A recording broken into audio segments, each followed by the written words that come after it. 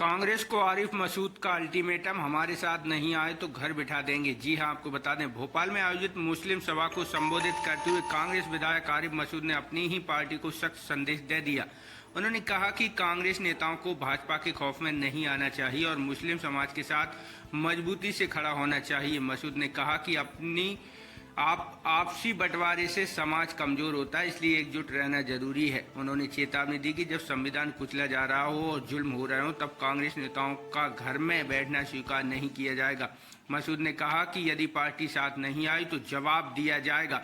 यह जानकारी बुधवार सुबह 9 बजे लगी है। और क्या कुछ कहा, आइए आपको सुनवाते हैं। कि आप और हम आपस में बैठकर अपने आप को कमजोर नहीं करें। और ये बात भी सच है कि आवाम गड़बड़ नहीं करती, गड़बड़ सियासतदान करते। और जो सियासतदान डगमगाते हैं, मैं अपनी पार्टी के लोगों से भी कहता हूं, मैं कांग्रेस के लोगों से भी कहना चाहता हूं कि आप भारतीय जनता पार्टी के खौफ में ना आए।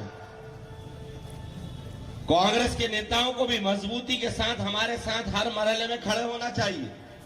अगर आप हमारे साथ खड़े नहीं होंगे तो ये याद रख लेना कि जो आपके दौर की कांग्रेस है, इसमें अगर आज आप एक एक शख्स के साथ खड़े नहीं हुए तो कल आपको फिर परमानेंट हम घर बिठा देंगे। ये भी याद रख लेना। ये नहीं होगा कि जब लोगों के ऊपर दमन हो, जब लोगों के ऊपर जुल्म हो, जब संविधान को कुचला जाए, हमारे हुकूक मारे जाएं और आप अपनी मसरूफियत का बहाना करके घर बैठे रहो और वोट के टाइम निकल कर आ जाओ, तो इस मुगालते और गलतफहमी में आप मत रहना। भारतीय जनता पार्टी वालों की ताकत है कि हमसे लड़ लेंगे? न इनकी कल ताकत थी, ना आज ताकत है, ना कल इनकी हैसियत थी, ना आज हैसियत है। ये कि भारतीय जनता पार्टी किसी की सगी नहीं है। इस भारतीय जनता पार्टी को किसी से मोहब्बत नहीं है। इस भारतीय जनता पार्टी को तो सिर्फ और सिर्फ मोहब्बत है तो सत्ता से। अगर उन्हें सत्ता से मोहब्बत नहीं होती तो पुलवामा होता क्या? SIR को लेकर लगातार फरीद फिक्रमंद था, मेरे को फोन करता था। यहाँ की बड़ी परेशानियां थी। हमने और जीतू पटवारी और उमंग सिंगार जी ने चुनाव आयोग से पूरे मध्य प्रदेश के SIR को लेकर बात करी। तो मुकदमों के लिए भी तैयार रहना। वक्त बदलने के बाद यह भी याद रख लेना कलेक्टर साहब, आप छोड़ने वाले नहीं है हम फिर आपको।